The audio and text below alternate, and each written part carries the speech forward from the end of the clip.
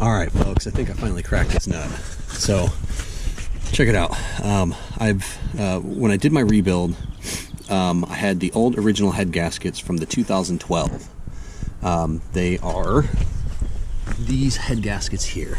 They're pretty brittle. They don't really move. They're not what I would call flexible. And they've got this definitive metal ring on the inside that goes all the way through. So this is pretty solid, right? It's important to remember that this metal ring is solid and does not squish. If it does, it's not very much, right? So there's very little give, no compression on this. The reason why they made it like this is because of how the piston and cylinder are designed on the Ural, how they kind of sleeve into each other, and this helps keep the compression in there, right? Okay, that's the old style. When I went to the new style, which is these, they are a mesh and like graphite or graphene composite kind of thing. From what I understand, these things are made in sheets in Germany, and then the sheets are brought over here to the US, and these are stamped out here locally, specifically for Ural. That's the gist of what I've gotten in emails from MWA, that the materials are German, but they're manufactured here. So these are stamped out, very obviously. So the assumption is that that's how they do these, right? All right, so the inside of these are layers of mesh, a thin layer of some sort of metal, I'm assuming aluminum, and then it's got this gray kind of soft coating on it, right? And so the reason why I'm doing all of this is because both of the new head gaskets that I had put in it after the rebuild, both of them failed. They both chiseled through right at the push rod tube, right? So this one, actually, you can see all the layers. There's layers of mesh, and there's some aluminum metal in there of some sort, and there's just layers of stuff.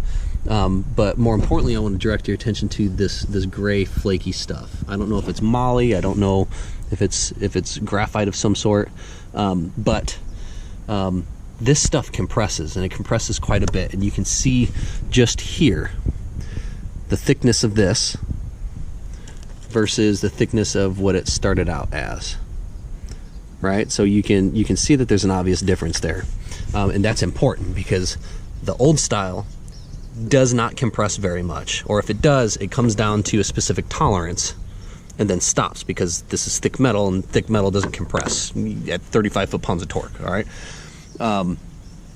so with these, both of my head gaskets on both cylinders blew at exactly the same spot, and I think I figured out why. I torqued everything down like I was supposed to. I did everything by every manual and every explanation video that I could find. I was not talking to dumb people or uninformed people. I was talking to people like Van Lee and Terry Crawford, who were giving me the advice on how to do this. And I followed those instructions, and both of these head gaskets failed. I talked to MWA about it. They've only been using these style head gaskets for a couple years. They said that they've had, 3 in the thousands that they've done. They've only had like 3 or 4 fall under a warranty issue of the new production motorcycles over the last couple years that they've been using these in. So I asked questions about, okay, well, what about the old motorcycles? What's being done differently? Did you guys change the heads at all? Like, what? I was struggling to find out why both of these would fail in the same way, in the same place. And I think I figured it out. Because of the design of the engine. Your head bolts go all the way through to the crankcase. This is sandwiched in between. Your adjustment on your valves is done on the rocker, which is a part of this, which is bolted to here, right? So what happens when you tighten this down to torque, it compresses.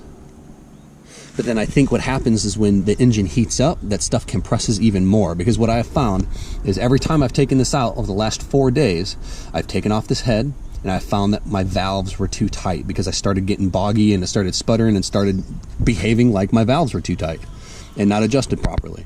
And every time I came in here, those valves were way too tight. Like I couldn't spin the push rods, right? And then I decided to recheck the torque on this. The first day, I only rode about a mile. the first day, I had to tighten these down a half turn before the torque wrench would click. Meaning that these compress a lot.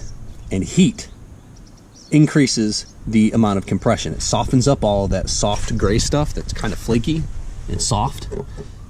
It compresses even more. And what happens when it compresses is this squishes down. This comes with it and tightens up those valve push rods, right?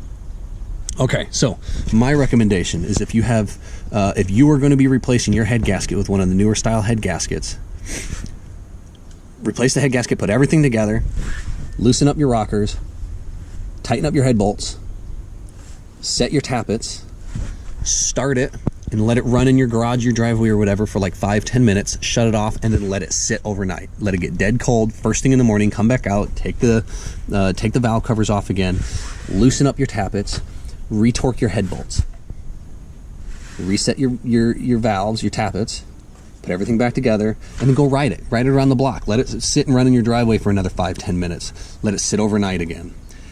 I cannot stress this enough, because what happens is when the torque on that is too low, there's not enough compression here to hold this soft stuff together. This happens because it needs that pressure on here to hold all this stuff together. And when it gets too loose, all of this soft, gray, flaky stuff, it's blowing right through, and you're getting a head gasket leak. So you have to make sure that this is and stays at, the 33 to 35 foot-pounds of torque that they recommend now, so you don't pull your head bolts out. These will compress as your engine heats up. I've learned it. I've been chasing gremlins, and I think this is the cause of my gremlins, is every time I start this damn thing up, for the first 3 or 4 times that I've done it, every time I start it up, within a mile or so, I start to get crap issues with how my engine's running, and I think that's it. So I'm going to take it out one more time, just to make sure. Another issue that I think that I've been having with it is I've been setting my timing and setting my valves, just kind of eyeballing through here. This time I actually pulled my sidecar struts, tilted the whole thing so I can get like an exact 90 degrees on that. And so I'm pinpointing this down, and I'm hoping that this is going to make it run. I'll let you guys know as soon as I'm done with my test ride.